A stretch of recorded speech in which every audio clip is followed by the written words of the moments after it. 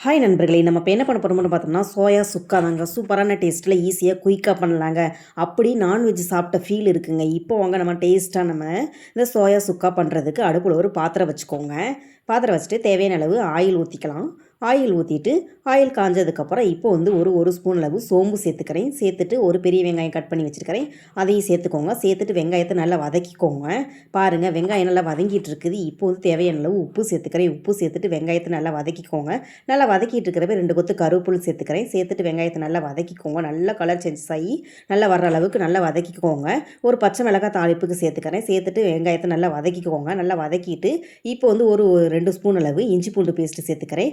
சேர்த்துட்டு அதையும் சேர்த்துட்டு நல்லா பச்சை வாசனை போகிற அளவுக்கு நல்லா வதக்கிட்டு 2 தக்காளி எடுத்து கட் பண்ணி சேர்த்துருக்கிறேன். அதையும் சேர்த்துட்டு நல்லா 2 பரட்டி விட்டு நல்லா கலந்து விட்டுட்டு ஒரு மூடி போட்டு வச்சுக்கலாங்க.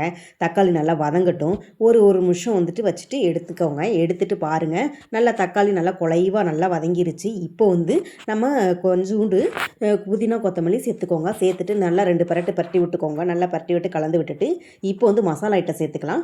1 ஸ்பூன் மிளகாத்தூள், மல்லித்தூள், கரம் மசாலா 1 ஸ்பூன் சேர்த்துக்கோங்க. சீரகத்தூள் இருந்துச்சுன்னா அது 1 ஸ்பூன் சேர்த்துக்கோங்க. சேர்த்துட்டு எல்லாத்தையும் நல்லா மிக்ஸ் பண்ணி விட்டு நல்லா வதக்கி விட்டுக்கோங்க.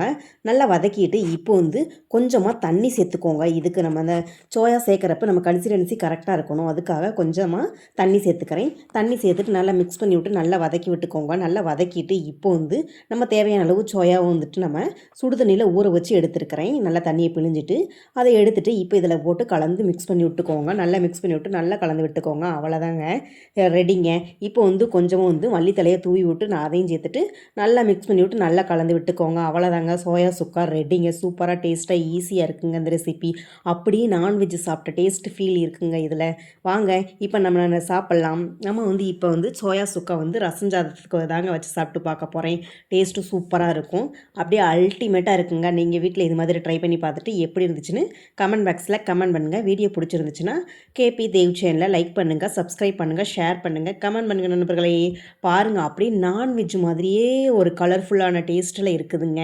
நீங்கள் வீட்டில் இது மாதிரி ட்ரை பண்ணி பார்த்தீங்கன்னா எல்லாத்துக்கும் ரொம்ப பிடிக்குங்க. சின்ன பிள்ளைங்களாம் நல்லா விரும்பி சாப்பிடுவாங்க. எல்லா காம்பினேஷனும் சூப்பராக இருக்குங்க. சப்போர்ட் பண்ணுங்கள் நண்பர்களே.